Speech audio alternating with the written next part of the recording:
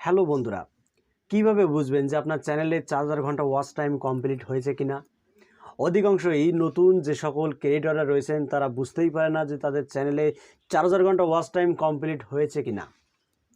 তবে 2018 সাল বা 2019 সালে যেভাবে আমরা আমাদের ওয়াচ টাইমকে দেখতাম, কিন্তু 2022 সালে যে আপডেটটি এসেছে ইউটিউব তরফে, এই আপডেটটির ফলে আপনি কিন্তু খুব সহজেই চোখ বুজেই দেখতে পারেন যে আপনার চ্যানেলে 4000 ঘন্টা ওয়াচ টাইম কমপ্লিট হয়েছে কিনা। তবে 1000 সাবস্ক্রাইবার কমপ্লিট হয়ে গেলে আমরা কিন্তু সবাই বুঝতে পারি যে না, আমাদের চ্যানেলে 1000 সাবস্ক্রাইবার কমপ্লিট হয়ে গেছে। এবার মনে হয় আমরা গুগল অ্যাডসেন্স অ্যাকাউন্টটাকে ক্রিয়েট করতে পারবো মনিটাইজেশনের জন্য। তবে বন্ধুরা, আজকের এই ভিডিওতে আমি আপনাদেরকে খুব সহজে দেখিয়ে দেব যে 4000 ঘন্টা ওয়াচ টাইম আপনার চ্যানেলে কমপ্লিট হয়েছে কিনা।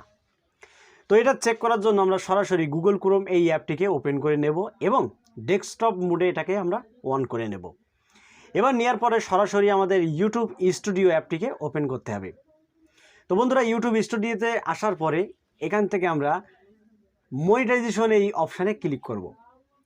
এখান থেকে আমরা যদি মনিটাইজেশনের অপশানে ক্লিক করি তাহলে এখান থেকে আমরা খুব সহজে দেখতে পারবো আমাদের চ্যানেলে 4000 ঘন্টা ওয়াচ টাইম কমপ্লিট হয়েছে কিনা।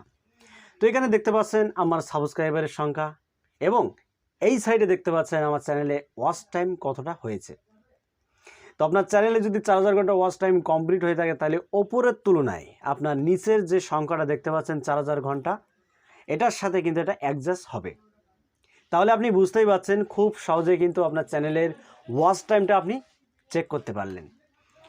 তো বন্ধুরা, এই ভিডিওটি আপনাদের কাছে কেমন লেগেছে কমেন্ট করে জানাবেন। আর আপনি যদি এই চ্যানেলের নতুন সদস্য হয়ে থাকেন তাহলে চ্যানেলটি সাবস্ক্রাইব করে রাখবেন, কারণ এই রকম রিলেটেড কন্টেন্ট আমি রেগুলার আপলোড দিয়ে থাকি। তো বন্ধুরা, আজকের মতো এখানেই বিদায় নিচ্ছি। দেখা হবে নেক্সট কোনো ভিডিওতে। ধন্যবাদ।